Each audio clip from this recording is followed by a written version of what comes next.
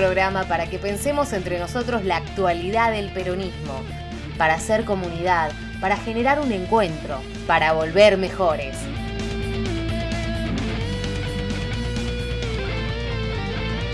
Un programa para peronizar al mundo. Generación Intermedia, el programa de la Néstor Kirchner.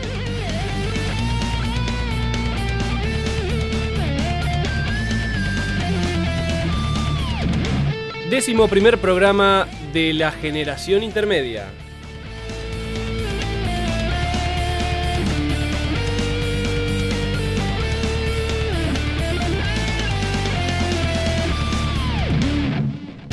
Hoy es jueves 12 de septiembre, sosteniéndonos en nuestro nuevo horario habitual, porque será los jueves, ya no estamos más los lunes, las artísticas están todas mal. Hoy tenemos un programa especial, será un poco más corto que de costumbre, ya que nos venimos estirando bastante, sin embargo, hoy los compañeros tenemos que escaparnos temprano.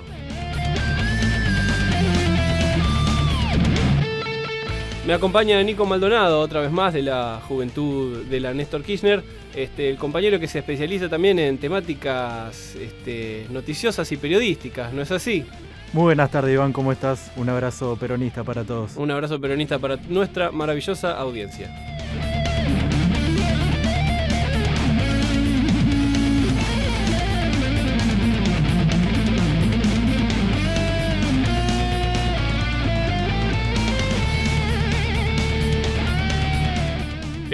Vamos a entrevistar a Jorge Rulli, un histórico militante del peronismo, ¿no? Que tiene también ahora su página, Trinchera por la Liberación Nacional, en la que escribe y postea algunas cosas que tienden a hacerle ruido a muchos compañeros. Es muy interesante enfrentarse a sus puntos de vista. Estás escuchando radiaronline.com desde Buenos Aires hacia el mundo. Mirá cómo nos ponemos de acuerdo enseguida los peronistas. Entonces, entre esas dos doctrinas nacionales, la que levanta muros y la que construye puentes, es la que hoy está en discusión. Hacia ahí va el mundo. Por eso necesitamos un gobierno peronista. ¿Por qué? Porque no hay contagio más intenso que el contagio del ejemplo. Para empezar la semana a puro peronismo. Todos los lunes a las 14 por Radiar Online. Como mencionamos antes, tenemos una entrevista que definitivamente dará que hablar, o al menos será interesante. Por eso estamos comunicados con Jorge Rulli, un militante histórico del peronismo y fundador de en todo caso, un militante dentro de otro, fundador de la Juventud Peronista. Jorge, ¿cómo estás? Iván Zimberlin y Nicolás Maldonado te saludamos. Hola, los saludo. Y gracias por llamar. No, gracias a vos por atendernos, hombre. Estábamos escuchando un poquito de Almafuerte. Me dicen por aquí que tenés algunos vínculos con Iorio, tal vez. Sí. Me ha llamado hace poco para saludarme. Y he estado en la granja con él hace algún tiempo ya. Ah, sí, haciendo un poquito de toro y pampa. Sí, nos queremos mucho. Bueno, me alegro. Y le tengo mucha admiración. Hola Jorge, muy buenas tardes, ¿cómo estás? Nicolás te habla. Hola, buenas tardes. Hola Nicolás. Te quería... Bueno, un gusto, sí. Bueno, el viernes 6 de septiembre se cumplieron, corregime si es así, 62 años de la creación de la Juventud Peronista.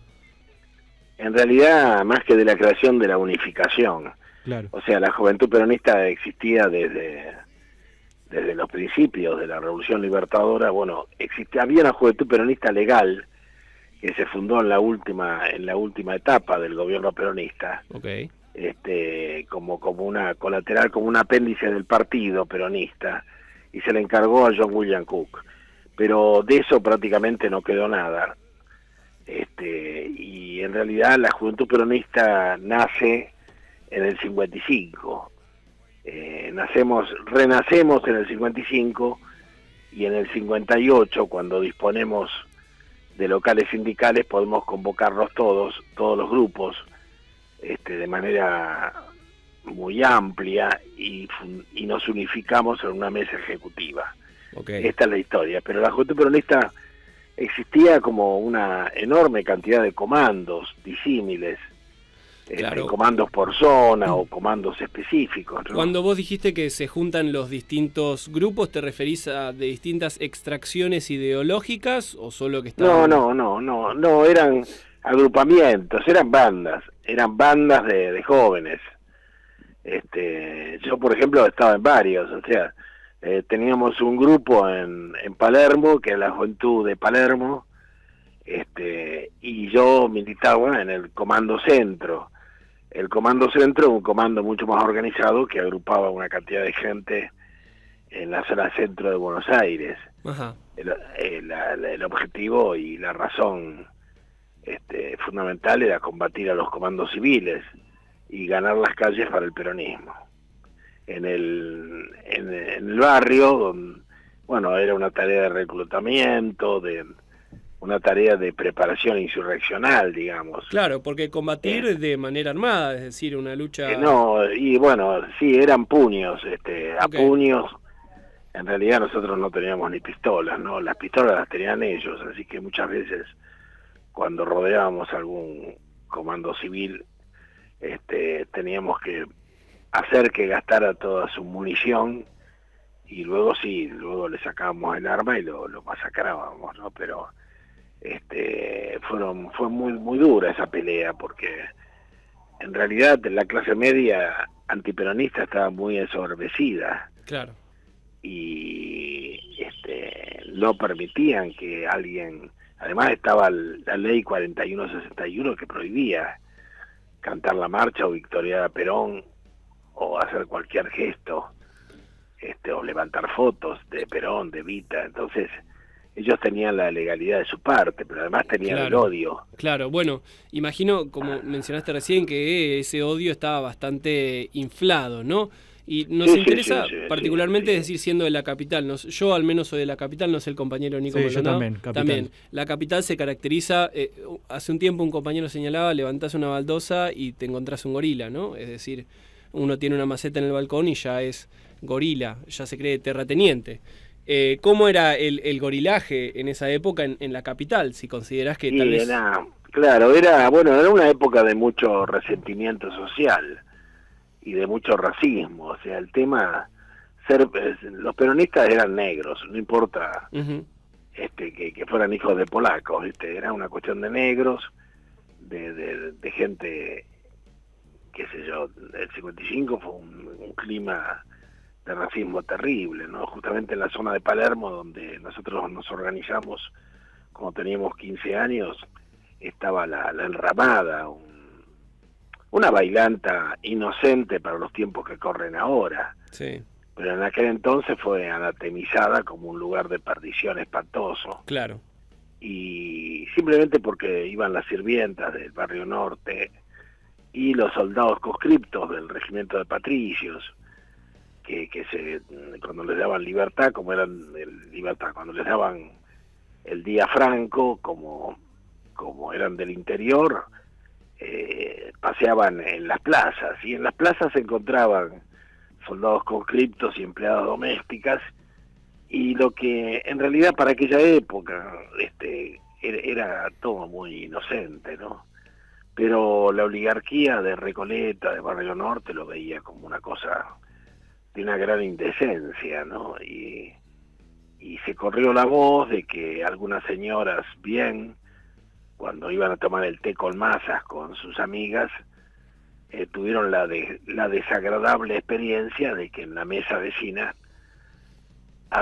estaba la empleada doméstica de alguna de ellas. Claro, la terrible y traumática experiencia. Sí, una traumática experiencia, realmente. Y esto corría, pero el odio burbujeaba en las comisuras de los labios, te digo que... Y después, todo este rumor de que los negros intrusaban las casas de la gente bien, que incluso hay un libro de Julio, ¿cómo se llama? El gran escritor que vivió mucho en París. Desconozco. ¿De Julio Cortázar decís? Cortázar, de Sí. Julio Cortázar, hay un libro gorila de él, porque él es bastante gorila él. Sí. Era parte de esa época. El libro se llama Casa Tomada, ¿no? Sí. Y bueno, y expresa los terrores de la clase media. Jorge, y ya que... Sí. Sí. No, que el imperio había asusado estos terrores, porque en realidad había poco fundamento, ¿comprendes? Para tanta algarabía. Realmente no daba para eso, pero bueno, estaban convencidos, ¿viste? Ya que hablas que era una época de mucho odio, en el 55 fueron los bombardeos a Plaza de Mayo. ¿Cómo reaccionaron ustedes como Juventud Peronista? Tu agrupación. Yo no era Juventud Peronista en ese momento, yo tenía 14 años. Claro. ¿Y qué recordás de la esos experiencia días? fue muy impactante, muy horrorosa, ¿no? Claro, mi padre era un pequeño industrial, pero de características artesanales, era peronista, y se manejaba, te digo, artesanalmente porque tenía unas 12 empleadas que habían llevado mucho tiempo entrenarlas en el oficio, ¿no? El oficio de hacer unos juguetes bien complicados, ¿no? Y lo que pasa que pocos meses antes, ya cuando el peronismo se desembarrancaba, ellas fueron al sindicato del neumático y bueno, le dieron la orden a mi padre que asimilara los sueldos a las grandes empresas como FATE, para mi padre fue un golpe terrible. El sindicato intervino sin considerar que era un pequeño productor y bueno, les tuvo que pagar a todas para que las tuvo que indemnizar y nos caímos en la pobreza total.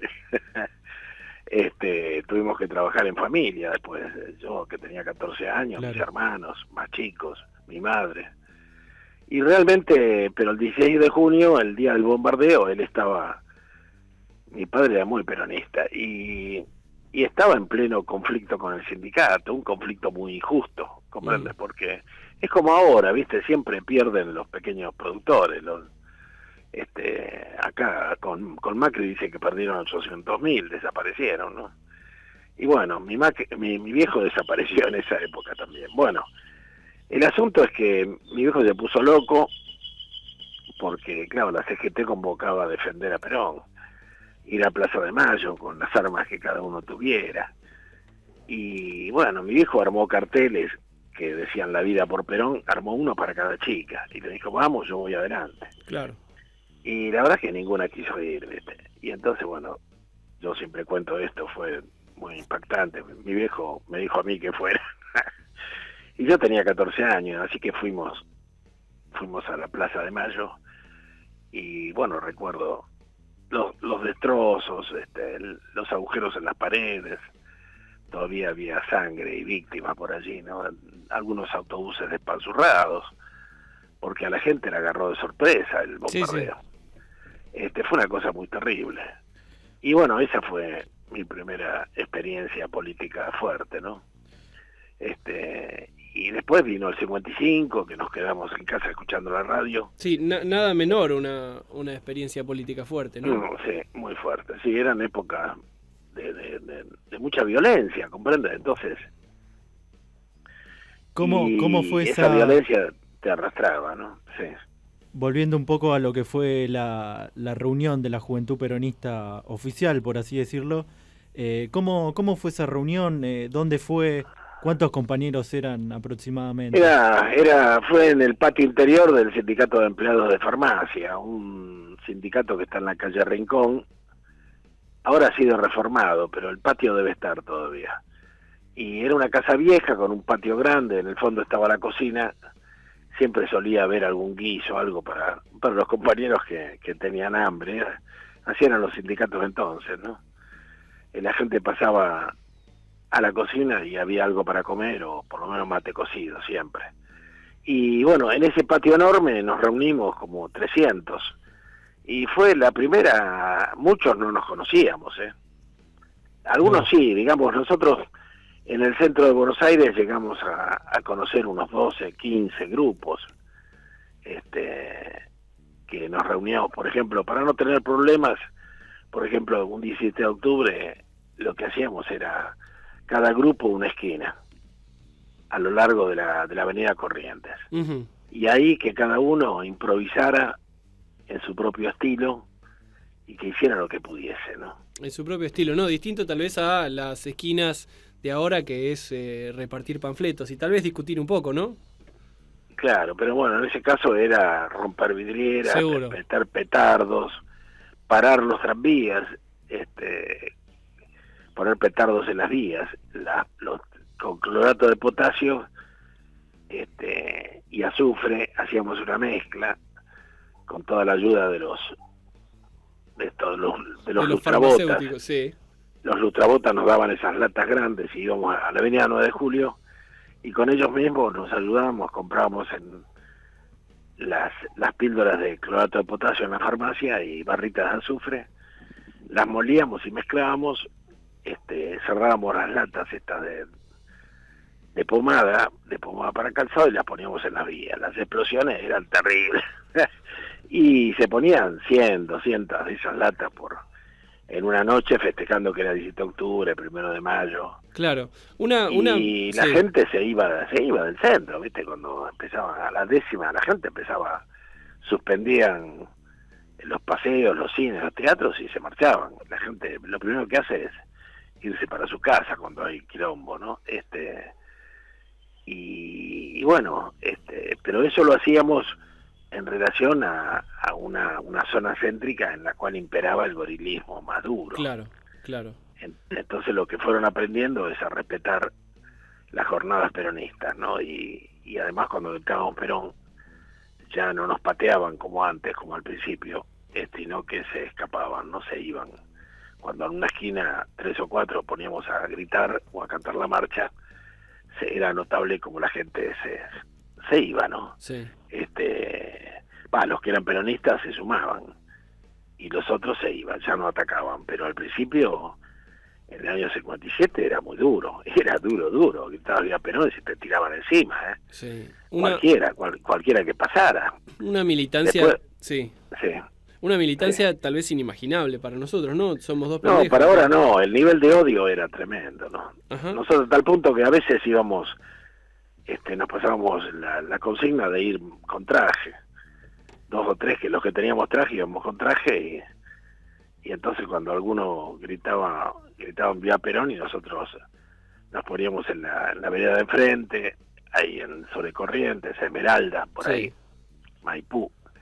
Y entonces empezamos a decir, qué vergüenza, ¿cómo es posible? ¿Dónde está la policía? ¿No? Y habría que darles una lección. Y la gente se sumaba de a decenas, sí, vamos a darle una lección, caguémoslos a patadas. Y ¿para qué vamos a esperar que venga la policía? Sí. Y bueno, y avanzaban y entonces ahí nosotros retrocedíamos, los otros avanzaban y les dábamos una paliza terrible. Claro, sí, mirá vos. Y entonces esa gente nunca más se metía, ¿viste? Y cuanto... bueno, y así fue, ¿no? Pero la verdad que al principio no podíamos actuar porque era una animosidad terrible, ¿no? Que había, y más con las afrentas, con los teatros. Fíjate que había 20, 25 teatros que se dedicaban a tener obras contra Perón, a burlarse, Sí. a satirizar a Evita, la muerte de su hermano Duarte, pero eran los temas de la época, la cantidad de zapatos que tenía. Se hizo una exposición en la casa, ¿dónde fue? En la casa en Olivos. Se hizo una exposición con los zapatos que tenía Evita, que te digo que eran tantos que después se rumoreó que varias zapaterías aportaron camiones llenos de zapatos. Claro. Y vestidos lo mismo. Y además el cadáver de Evita estaba en una oficina ahí en Villamonte y Callao, en los servicios de información del ejército. Ahí estuvo años escondido, lo habían orinado, había oficiales de alto grado que copularon con ella, con Evita momificada, le clavaron los sables militares. No, era un horror. El odio, yo nunca he vuelto a ver tanto odio. Nunca volví a ver tanto odio. Y por eso te quería preguntar un poco, Jorge, cuando yo te digo que eso tal vez es inimaginable para nosotros, qué sé yo, ayer, por ejemplo, frente a Desarrollo Social hubo una represión a movimientos sociales que estaban manifestándose pidiendo la emergencia alimentaria, ¿no? ¿Cómo analizás el presente en lo que refiere a violencia y tal vez los últimos años en lo que refiere al odio contra el peronismo o al menos los sectores populares? Entiendo que vos tenés diferencias con el kirchnerismo, con aquellos que se embanderan dentro del peronismo ahora, ¿no? Sí, para mí el peronismo ha sido intrusado y cambió de signo. Desde la época de Menem para aquí, el peronismo dejó de ser peronista, se transformó en lo contrario de lo que era, ¿no? Okay. Y sobre todo en los años 60 empezó un proceso de peronización de los sectores medios, que seguramente por nuestra incapacidad organizativa y en buena medida por la inspiración de John William Cook, que dijo que éramos un movimiento descerebrado, necesitados de una conducción revolucionaria, y bueno, los intelectuales marxistas se consideran revolucionarios por ser marxistas, no por su práctica ni por su origen social. Así que consideraron natural hacerse cargo del movimiento, con lo cual el peronismo dejó de ser peronista, ¿viste? Y de aquella vieja oleada de guerreros no quedó nada. No quedó nada, ninguno de ellos fue diputado nunca, ni nada, ni intendente, nada, no quedó nada. Simplemente somos viejos guerreros. Me acuerdo de un libro ¿cómo se llama?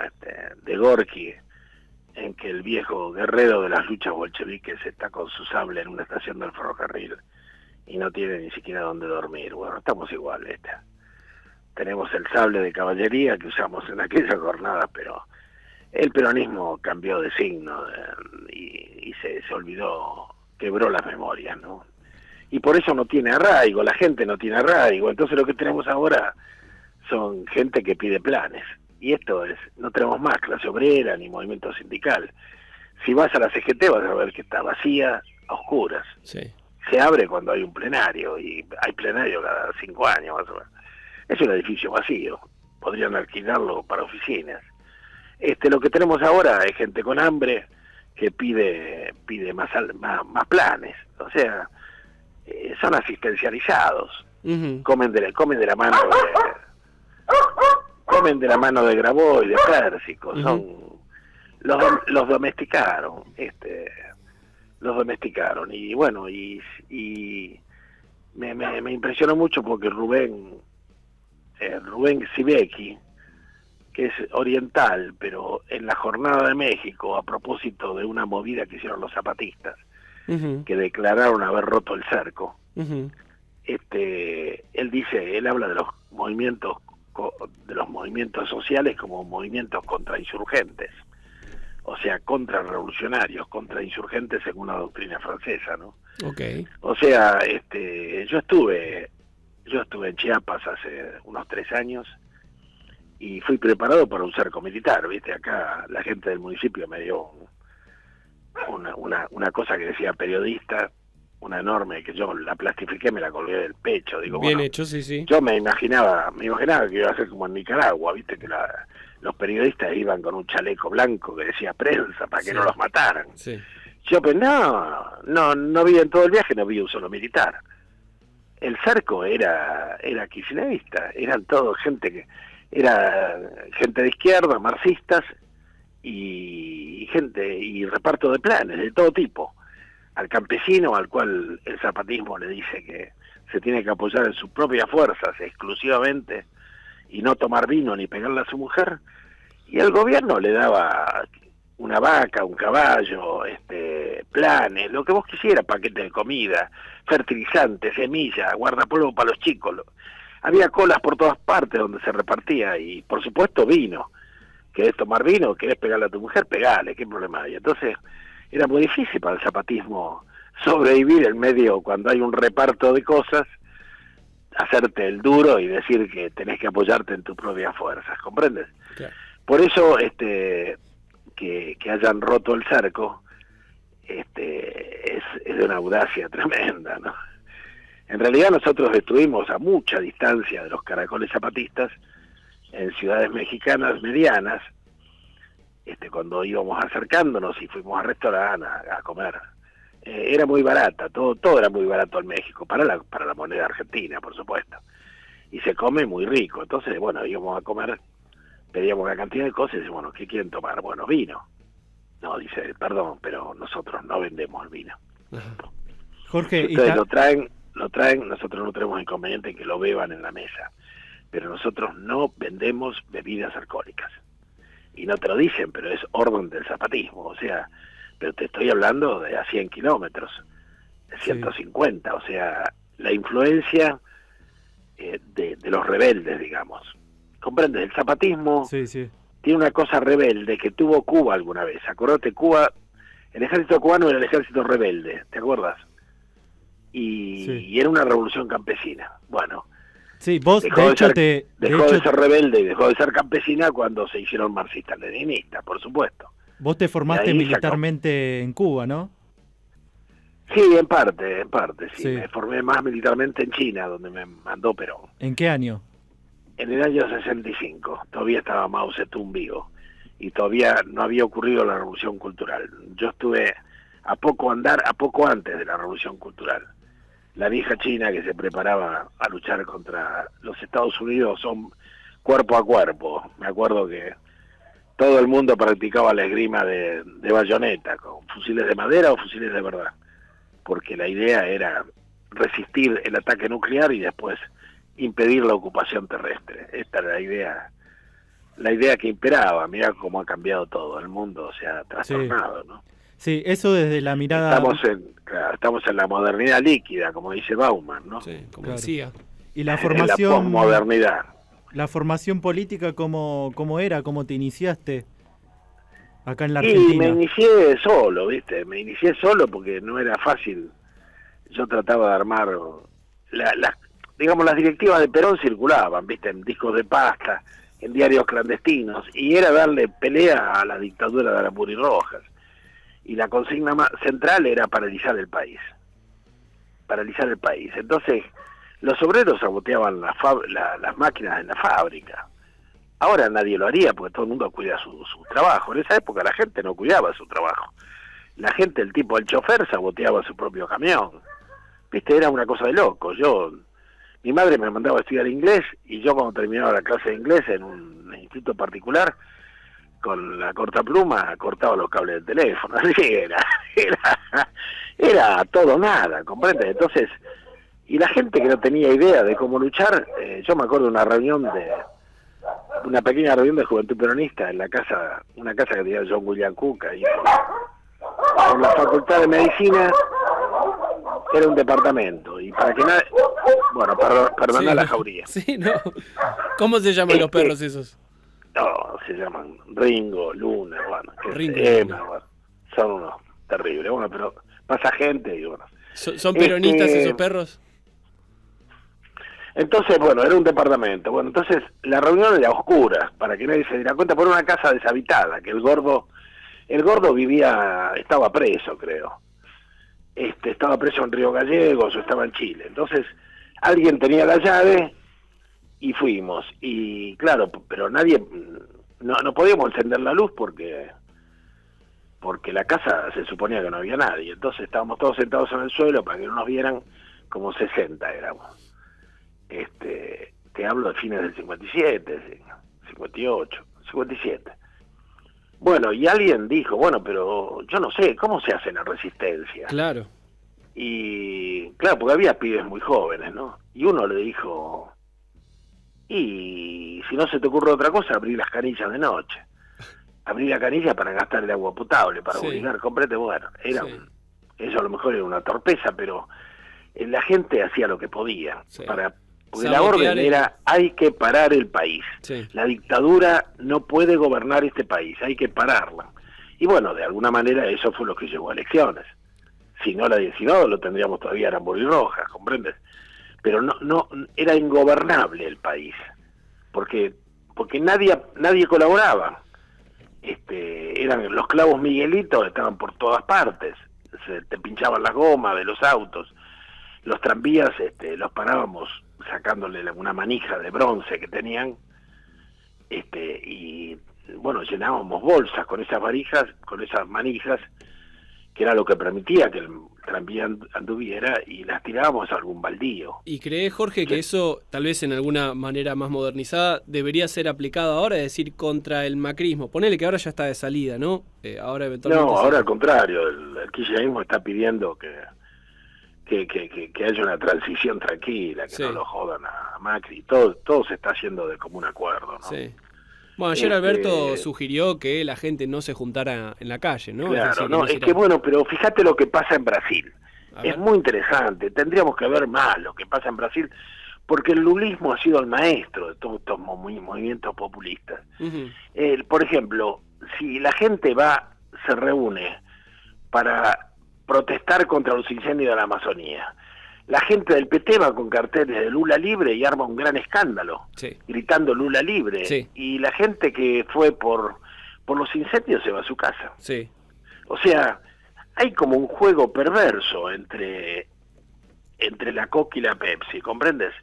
Entonces, cuando hay una movida contra ciertas medidas que toma Bolsonaro, te digo porque amigos de Brasil me escriben, me dicen, mira, estamos rogando que no venga el PT, porque el PT viene a gritar Lula libre y lo pudre todo, porque no todos son del PT, y porque además, si vos vas a reclamar por los sueldos y viene alguien a pedir por Lula libre, y lógicamente te saca de marco. No, bueno, vos sabrás también que en las últimas elecciones una de las cosas que más le restaron puntos a Fernando Haddad fue esa campaña de El INAO. Es decir, cuando tal vez se mezclan algunas causas un poco más progres con una lucha que debería ser más nacional o más consensuada, más generalizada, tienden a romperse los vínculos, ¿no? Sí, claro. Además que es natural, viste, acá hay un montón de dirigentes del Frente para Todos que lo que les preocupa es no ir en cana. Y todo lo demás es secundario. Y políticamente han conseguido no solamente no ir en cana, que van a salir los presos, los delincuentes. Y además, a mí me preocupa un poco el futuro, porque primero, no hay mística, ya no hay mística, no hay una tarea, no hay una militancia o una conciencia ética en la militancia, ¿no? Y por otra parte, la gente, al votar contra Macri y respaldar a los Fernández, ha legitimado absolutamente el robo y la corrupción. Con lo cual, a partir de ahora, si en este momento yo veo en municipios como Merlo, como Moreno, están robando a cuatro manos, ¿viste? Van a robar, pero con impunidad absoluta. Yo digo, a partir de diciembre, que se preparen, no va a haber, si hace unas semanas una vereda en el municipio de Moreno, le pasaron una factura de 18 millones de pesos, una vereda de cemento, cemento que le hacen unas líneas con una rasqueta que tienen, de cemento alisado, 18 millones de pesos. Bueno, acá el Merlo, todo el personal, que son más de 1000 personas, es tan poco lo que cobran que la suma son 28 millones de pesos. Los camiones de la empresa de Moyano, Covelia, se están llevando 40 por mes del presupuesto municipal. Y ahora han reclamado y el Menéndez les da 20 millones más. O sea, más del doble de lo que ganan 1000 obreros se lleva un solo dirigente, que es una locura. Bueno, pero más o menos es lo que la gente ha votado y bueno, joderse. Yo recién un amigo que votó a los Fernández me dijo, bueno, ¿qué va a pasar? Y yo le dije, yo creo que vamos a una situación caótica. Él me dijo, bueno, pero es que yo no tenía muchas alternativas. Yo le dije, sí, yo te comprendo. Muchísima gente me dijo que preferían sacar a Macri como fuera, y bueno, es el mal menor, pero bueno, ahora le digo, prepara comida y fierro, porque lo que viene va a haber que bancársela, ¿no? Y va a haber que va a ser muy difícil, va a haber que bancársela. Recordemos lo que fue por acá el 2002, cuando decían que la gente venía a asaltar las casas, que en muchos casos lo hicieron en Merlo, en Mariano Acosta, y acá a los tiros estaba, ¿viste? Y la gente, yo lo he visto, una época de locos, tipos que tienen un gallinero y andaban con la pistola en la cintura, así con una 45 en la cintura. Digo, pero vos estás loco, ¿no? Dice que si no me quedo sin nada. No, está claro que se vienen tiempos muy difíciles. Jorge, para ir cerrando, ¿algún consejo, alguna directiva, tal vez alguna sugerencia para los compañeros más jóvenes que queremos militar el peronismo? Bueno, a mí me parece que lo importante para los jóvenes es decirle que lo más importante, mucho más importante que la política, es la ecología. Viste, acá nos estamos quedando sin planeta. Y no hay un plan de arborización, de reforestación, de remediación de los ecosistemas dañados por la agricultura industrial. Uh-huh. Fíjate, después de 25 años de desojización compulsiva, Mauricio Macri está festejando que le va a vender harina de soja a los chinos, porque le vendían los granos nada más. Sí. Es de locos, es para llorar, no es para alegrarse. Y está todo el mundo festejando. Es un país hecho pomada, ¿no? Entonces a mí me parece que, yo estoy diciendo que cada uno empiece por sí mismo, porque pedirle al intendente es perder tiempo. Bueno, plantar un árbol en la vereda, plantar árboles en el fondo, hacer gallinero, hacer un horno de pan, lo que sea, recuperar los aljibes para sacar el agua de la napa, por lo menos para regar, para el inodoro, o lo que fuere, ¿se entiende? No depender de la infraestructura municipal o estadual, no depender del Estado. Si hay un robo en el barrio, no salir como imbéciles a pedir mayores patrulleros, no, resolverlo en el barrio, formar una organización barrial y decir cuáles son los pibes que están en el delito o que pueden caer en el delito. Bueno, sí. Ir a visitar a los padres, sí. Hacer un trabajo personal, amoroso, pero no pedir, pues, pedimos más patrulleros, después tenemos el problema de los pibes que roban y el problema de la policía a la que hay que mantener. Sí. ¿Entendés? No hay que hacerlo del Partido Obrero. ¿Te acuerdas cuando le rompieron la cabeza a 28 policías de la Reta? ¿Qué consiguieron? Mayores partidas para esa policía, que les dieran medallas, que les dieran, que le aumentaran la categoría, el sueldo. Es estúpido eso, hay que hacer irrelevante al enemigo. En PepsiCo. ¿Comprendes? Esta es la práctica rebelde y revolucionaria que tendríamos que tener. Apoyarse en la propia fuerza, como hacen los paraguayos. No le van a pedir al municipio que le saque la vereda. Salen los domingos los hombres con palas y hacen la vereda para que las mujeres de ellos puedan llegar al colectivo, porque trabajan de empleadas domésticas, y le hacen una vereda para que puedan pasar por las zonas de barro, ¿entendés? Los argentinos se quedan esperando a que el municipio les arregle la vereda o la calle, y por supuesto no se las arreglan nunca, o se las arreglan para las elecciones. Le dicen, bueno, si me votaste hago la vereda, ¿entendés? Pero hay que ser independiente, hay que recuperar la autoestima. Bueno, organizarse de base y de manera independiente. Claro, muy y bien. recuperar la identidad, la autoestima y el arraigo. A mí me parece esto era el peronismo, el arraigo.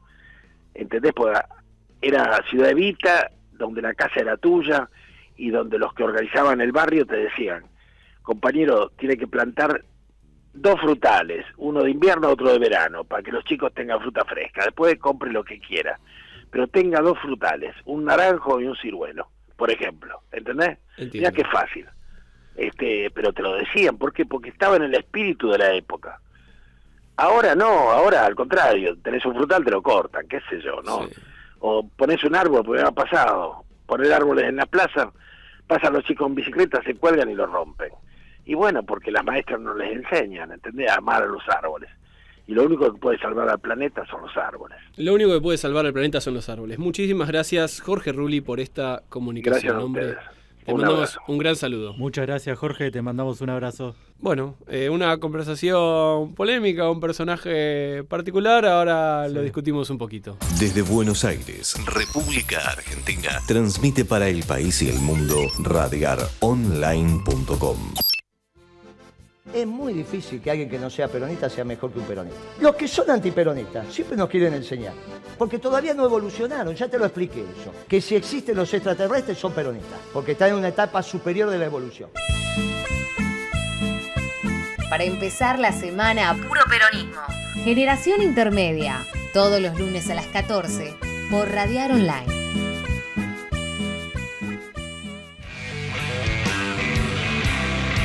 Todos los lunes o todos los jueves, tal vez a partir de ahora prometemos, maravilloso y querida audiencia, que vamos a resolver esas cuestiones técnicas, ¿no? Que se dicen una cosa pero en realidad son otras. Sí. Nico Maldonado, ¿cómo viste la entrevista de recién con Jorge Rulli? Bien, otra mirada, ¿no? Otra mirada, ¿no? Otra perspectiva. Sí. otra época. Sí. También él hablaba mucho del tema de la violencia. Y bueno, obviamente otra formación. Sí. Vos fijate que hablaba, bueno, de su formación política, que fue individual. Ujú. Eso creo que todavía en algunos casos se sigue dando. Sí. Pero bueno, la formación militar. Vos fijate que decía que fue enviado por Perón a Cuba, a China. Seguro. Cosa que para nosotros es impensado. No, seguro, pero además una concepción de la violencia como forma de militancia distinta a nuestros tiempos. No mejor, no peor, distinta. Creo que es importante que nosotros la tomemos desde ese sentido, ¿no? Porque tal vez podríamos o no puedo certificarlo ni negarlo, podríamos haber hecho alguna cara con las cosas que decía Jorge Rulli recién, de impresionamiento, ¿no? Pero sin embargo es un tipo que viene de otra época y que Sí. entiende el mundo de otra manera distinta a la que pero bueno, tiene 50 años más que nosotros, no sé. Sí, sin duda parte de la historia del peronismo, ¿no? Seguro. Bueno, pero definitivamente un punto de vista distinto y muy interesante.